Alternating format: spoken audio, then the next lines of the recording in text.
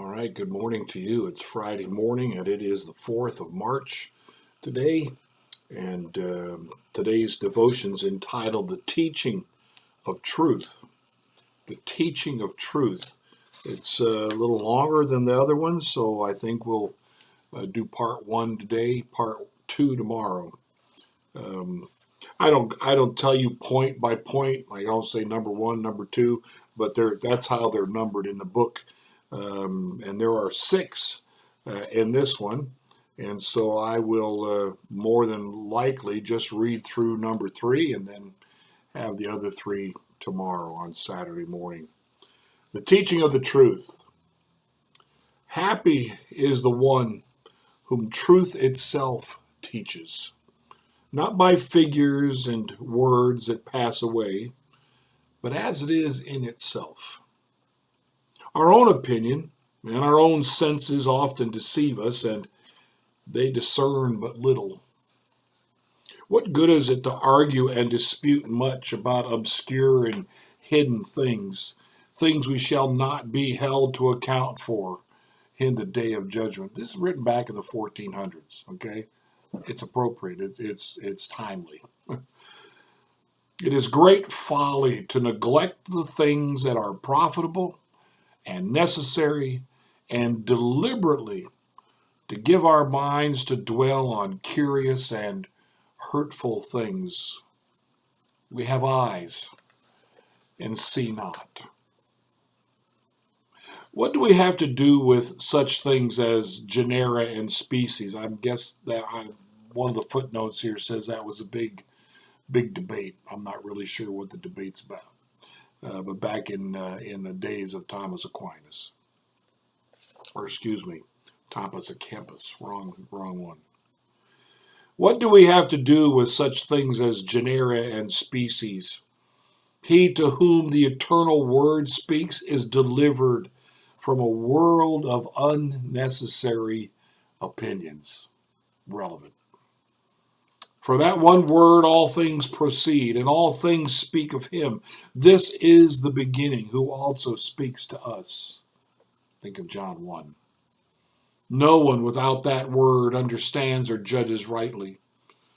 The person to whom all things are one, who reduces or returns all things to one, with a capital O, and looks at everything in one, again capital O, may enjoy a quiet mind and remain at peace with God. That is what so many are craving in these days.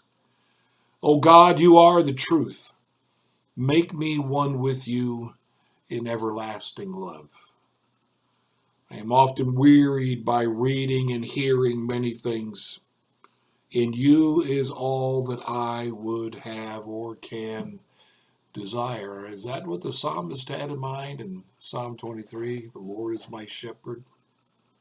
I have everything I need. Let all the teachers hold their peace. Let all creatures be silent in your sight.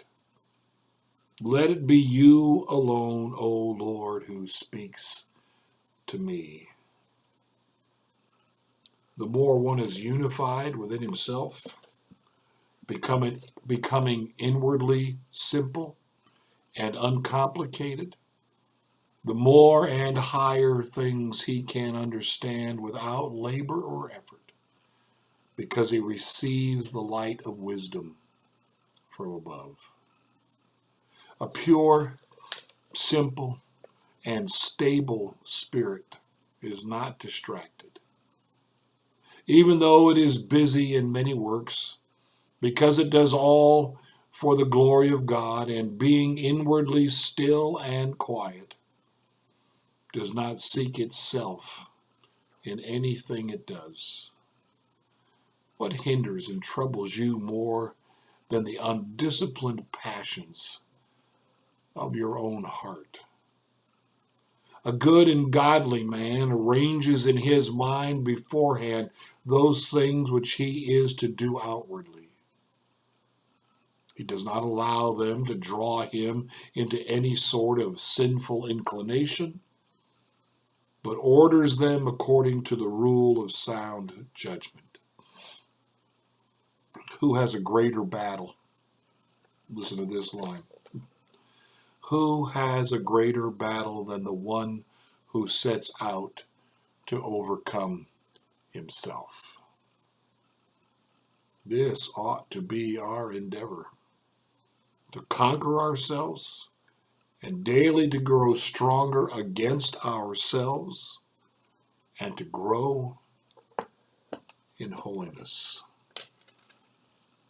Those are Thomas à Kempis's first 3 lessons out of 6 on the subject of the teaching of truth.